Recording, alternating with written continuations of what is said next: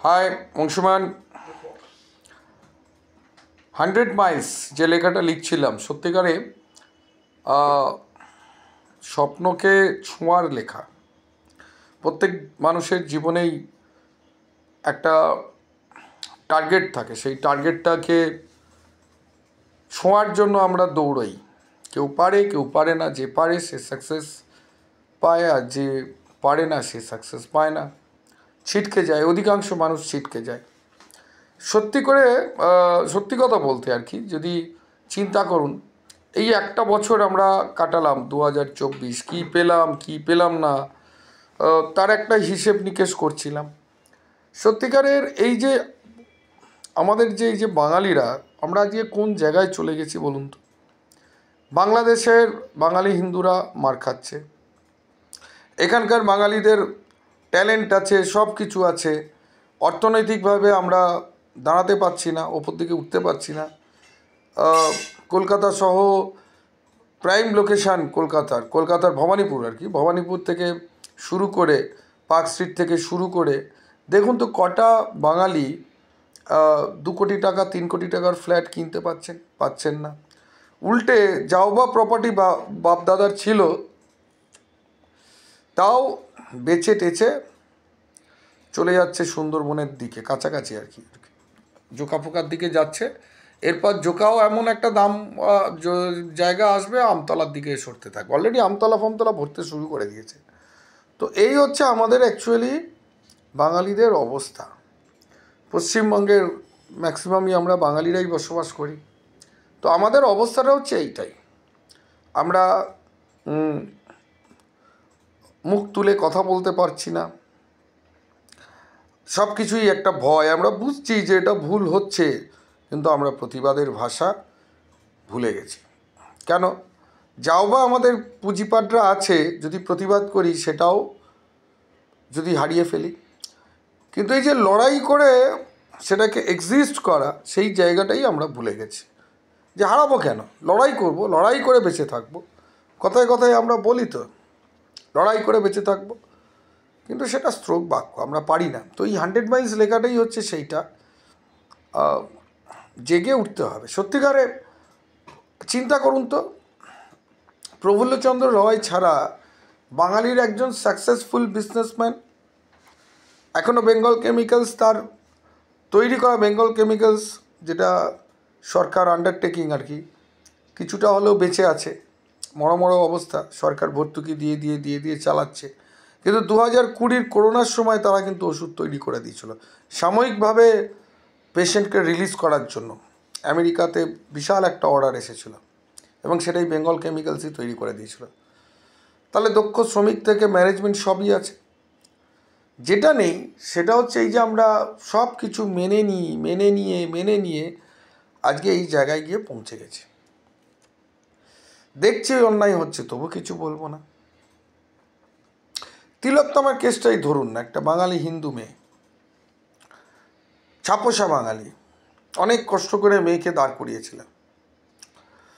মেয়েটি প্রতিবাদ করেছিল। কাদের জন্য করেছিল? আমাদের জন্য করেছিল।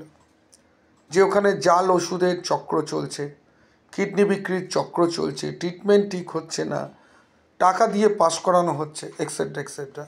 পরিণতিটা কী হয়েছে সবাই জানি। ভয়ঙ্কর বিষয়, তার পরের পরিণতিটা কী হলো, যে বাঙালি হিসেবে আমাদের লজ্জা যে তার বিচার আমরা করাতে পারিনি। করাতে পেরেছি কি? করাতে পারিনি। রাস্তায় নামলাম, সব কিছু হলো, লাভটা কী হলো? সেই ঘুষখোর অভিজিৎ গাঙ্গুলি থানার ওসি ছাড়া পেয়ে গেল।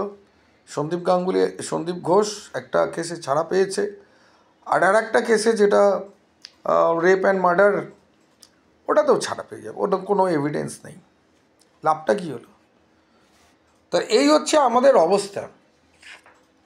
জাস্টিস শুধু খাতায় কলমে, আর কিচ্ছু পারি না। কেন পারি না? ওই ভয় আমাদের কাজ করে না, যে বলবো যদি কিছু হয়।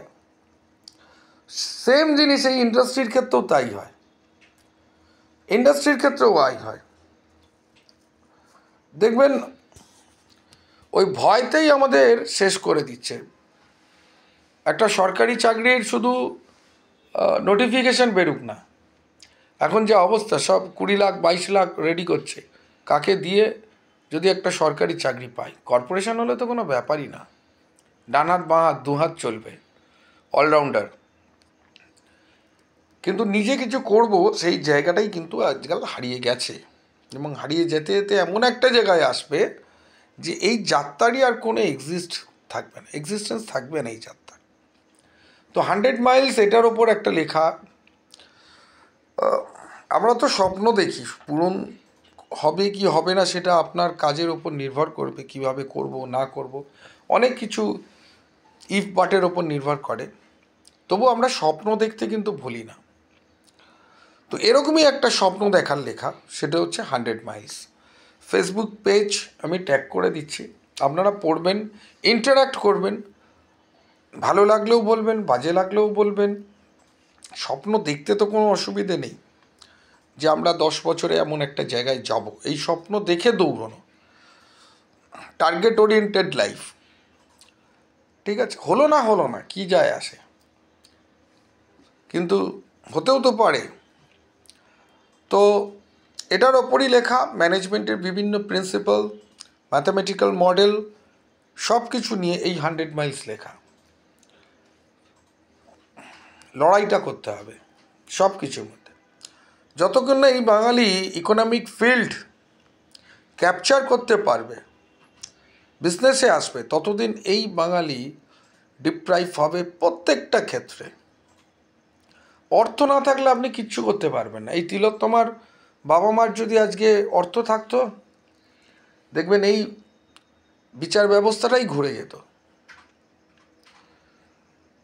তো এই 100 মাইলস এটার ওপরই লেখা, আমাদের একটা স্বপ্ন, কোম্পানির স্বপ্ন। আমরা অনেকটা পেরেছি, অনেকটা পারিনি, সেই জায়গাগুলোকে নিয়ে আমরা দৌড়চ্ছি যে সত্যি একটা কিছু করা, একটা ইন্ডাস্ট্রি করা। আমরা সৌরভ গাঙ্গুলিও নয় যে হঠাৎ করে সেই বিখ্যাত ডায়লগ হেলিকপ্টারে করে আমরা মাঠে নামিনি, লড়াই করে স্টেপ বাই স্টেপ আস্তে আস্তে করে আমরা উঠছি। তো 2025-এ আমরা টার্গেট নিয়েছি একটা বিশাল কিছু করার, ক্যাপিটাল গ্রোথ কিভাবে হয়, এবং এটা যে শুধু একটা কোম্পানির ক্ষেত্রে তা নয়, প্রত্যেকটা বাঙালির ক্যাপিটাল গ্রোথ দরকার, ফিনান্সিয়াল মার্কেটকে ক্যাপচার করা দরকার। সেটার ওপরই লেখা এই 100 মাইলস। পড়ুন, ভালো লাগবে। আর যদি খারাপও লাগে সেটাও কমেন্টস করুন, হেয়ালি করুন, ঠাট্টা করুন।